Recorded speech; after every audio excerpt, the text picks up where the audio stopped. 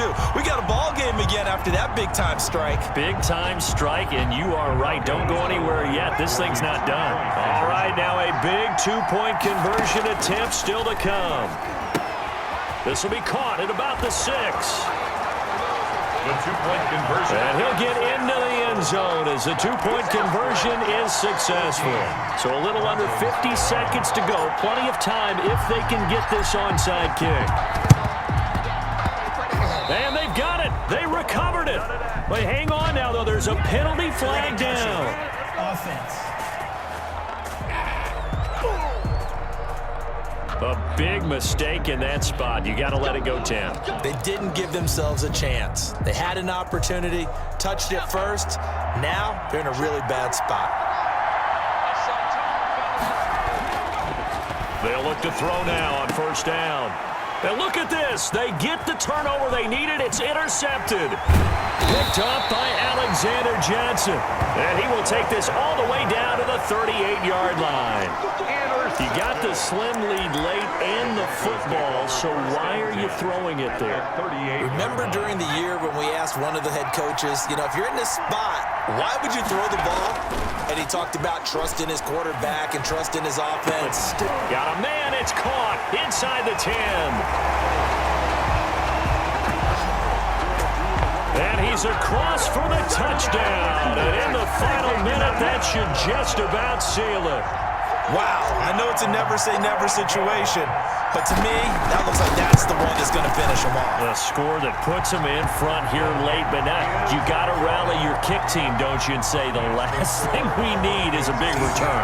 And what happens is guys get overeager, get out of their lane because they're so excited they want to make the last tackle. You mess up, could come back at you a long way. After the touchdown, here's McManus now to kick it away. Very short kick. This will be taken by one of the up men. The Jets take over 1st and 10 at their own 37-yard line. So the Jets now down on the scoreboard. At time, a huge factor. A touchdown could win the Super Bowl as they've got a first down. Shakes off the sack. And he can't get a throw off. He's taken down. What a huge play at this point in the game. On the play. Now the Broncos going to use the second of their timeouts. That'll leave them with just one remaining in this fourth quarter of play. And, a crusher there as it's intercepted. Snags it for the pick. And now the ball's out. Fumble near midfield. The Jets are going to use the first of their timeouts as they'll stop it with 11 seconds remaining in the ball game. At their own 45-yard line.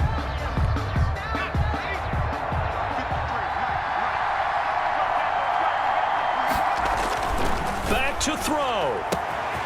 Looking left side, and it's complete.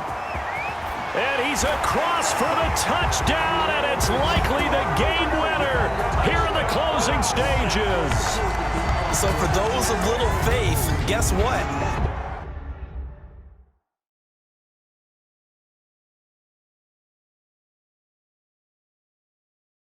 It got done.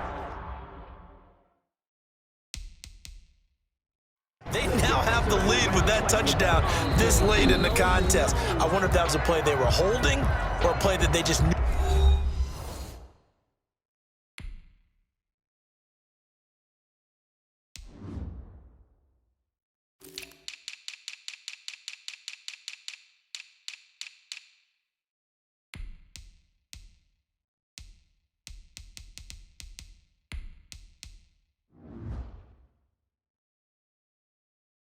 Would work from past experience. Well, I just saw it in their eyes on the sideline before starting that last drive, and they did. You're right. They got it done. Looks like they're going to be the winners.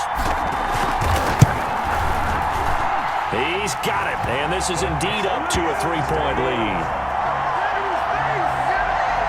Scoring summary, 3-play drive, and it ends with what most likely will be the game.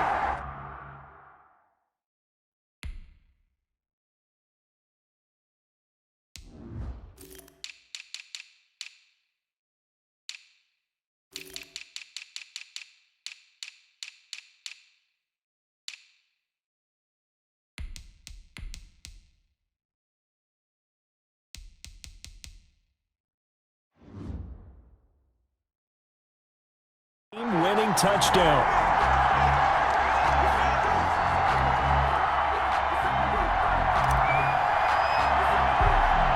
The kickoff unit is out on the field, and they will send this one away. Boy, a bad break. Just got the lead on the touchdown, and now they're going to have to go on defense at the 40-yard line here as things get good in the fourth quarter. So they will accept the penalty and move forward. So the field goal unit is coming on here, and boy, this is going to be darn near impossible. 4 seconds to go. This would send us to overtime. And now with 4 seconds left, we get a timeout call.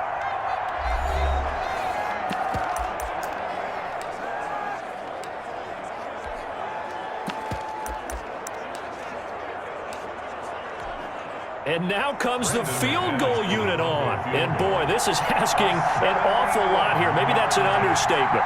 4 seconds to go. This would send us to overtime.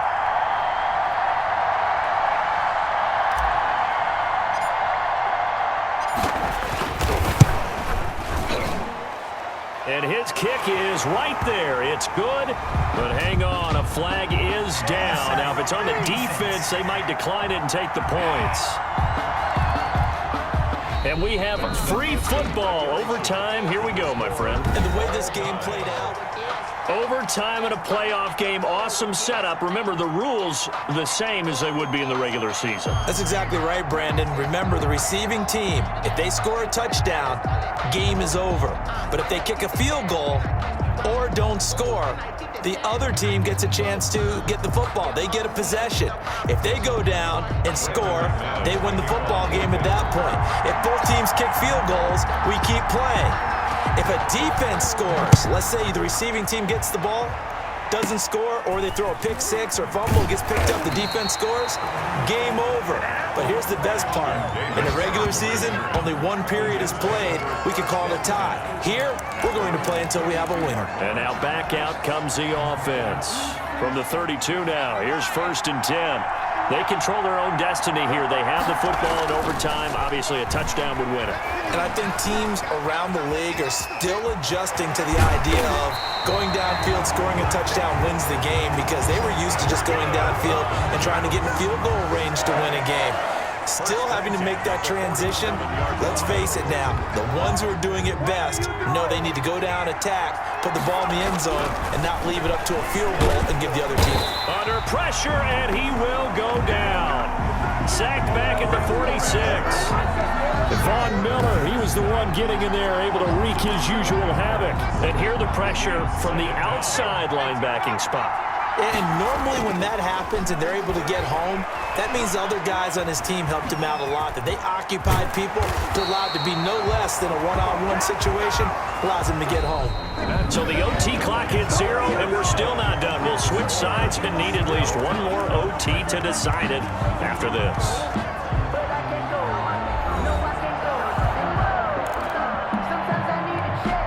So a 1st and 10 now in Denver territory at the 35-yard line.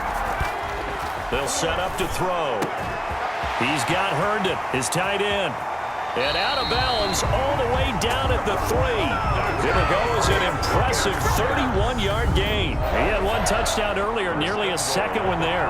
Yeah, it took a touchdown-saving tackle to keep him out of the end zone after a big play. Perhaps you go right back to him. Don't need the distance, but maybe he can pay things off after a big effort. So the field goal unit is on the field as this is a big spot right here. Now a second timeout called for by the defense. They'll be down to just one remaining as we step aside here in overtime.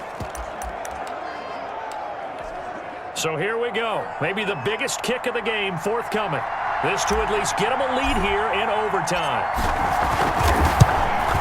Oh, they get to the football. It's blocked. And while we're still getting used to these new overtime rules, we still know that those 3 points would have been critical. What a big-time block right there. Boy, it would have been huge. Now field goal on the other end, and this one's all over. It changes the math, doesn't it? It changes the thinking, and it changes the whole mindset of this game. Line of scrimmage, again the 4-yard line. 2nd and goal. No, bottled up. Fumble. It's out. It's loose. But fortunately, he's able to recover his own fumble, and that could have been trouble. Could have been a costly mistake, but as it turns out, they keep possession. You can't give away these types of opportunities in the red zone. And I'm sure that was flashing through his brain as the ball escaped his hands. Fortunately for him, able to get picked up by his team.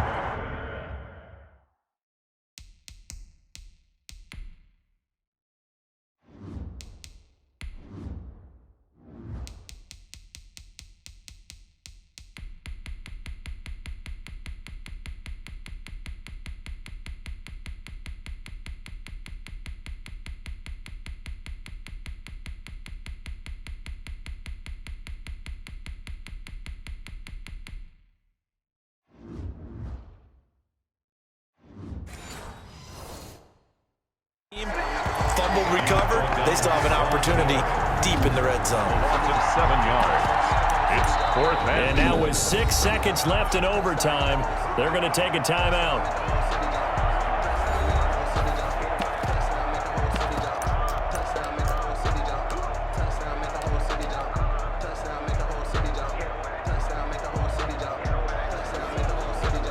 So now one of the biggest kicks of the night is forthcoming. He had his lone attempt blocked earlier.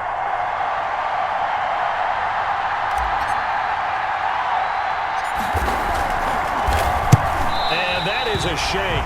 Oh, it's no good. Off to the right. And that changes everything here in Oakland.